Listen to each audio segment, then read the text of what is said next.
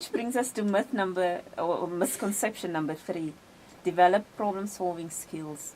Many people believe that having a great relationship means learning conflict resolution skills. In the book, Dr. Phil states that there are some things in your relationship that you will never resolve, and that one must just find some kind of closure in that. What's your opinion about that? I love that so much. I love that so much. And I feel that if a lot of us that are in relationships can just grasp that concept, it will put so much pressure off the whole situation. Because right now, relationships, there's so much pressure. Absolutely.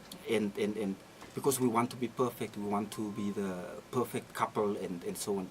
And the moment there's an argument, there's a misunderstanding, partner A might feel that she's not being loved, or he's not being loved, or he's not being appreciated.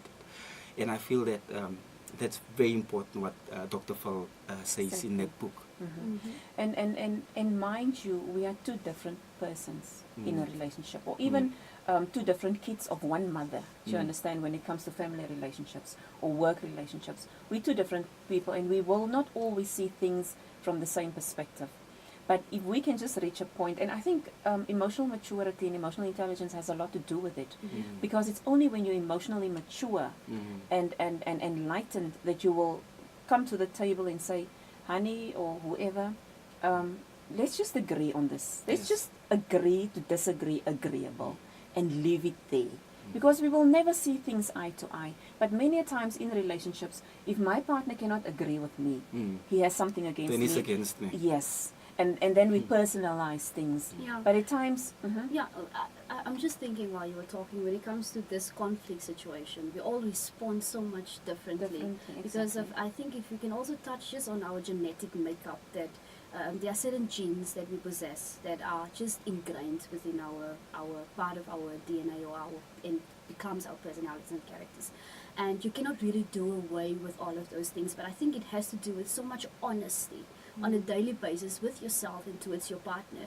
And also understanding, say for instance, if you have a partner that withdraws and he decides, or she decides, that she does not want to confront you or see you in her or his face or whatever, you would take that as a brutal treatment, for example, and that becomes conflict within yourself and conflict that you will act out. And that is where the issue of, I think we'll also touch about peace, but that is where you want, it's also about what it is that you want in this relationship while you two of you are together. You constantly want to just, what is it? And that's what, I think that is what you make mention, Mr. Sir make mention about individuality, that you have to understand that this person responds to this situation differently. This person does not have to respond to this conflict situation the way you expect or sees fit that it should be responded to as your partner. And this is tricky. What I sometimes can't understand is that people always want to be right, and especially in relationships. Absolutely. And I've seen it throughout, whether it's in my family setup or my friends. People don't know how to say, I'm sorry. People are so arrogant, even in a relationship, but they come and love each other. But they cannot say, I'm sorry, sweetheart, you were right. I'm sorry. Forgive me. Can we move forward? So why is that? I feel it's because, like we said in the beginning, because of this whole, in the beginning of a relationship, we're not being honest with each other.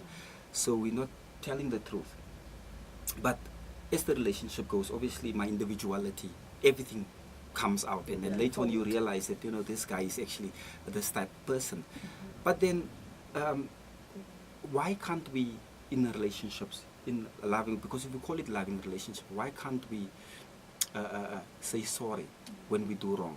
Because sometimes that's all it needs for us to move forward. Because if we can be arguing, because both of us at that moment feel that we are right, we can argue. But if one person just gives in and realizes his or her mistake and says, okay, on that point I was wrong, immediately the other person subsides, and the conversation the tone of the conversation can change a little bit. Instead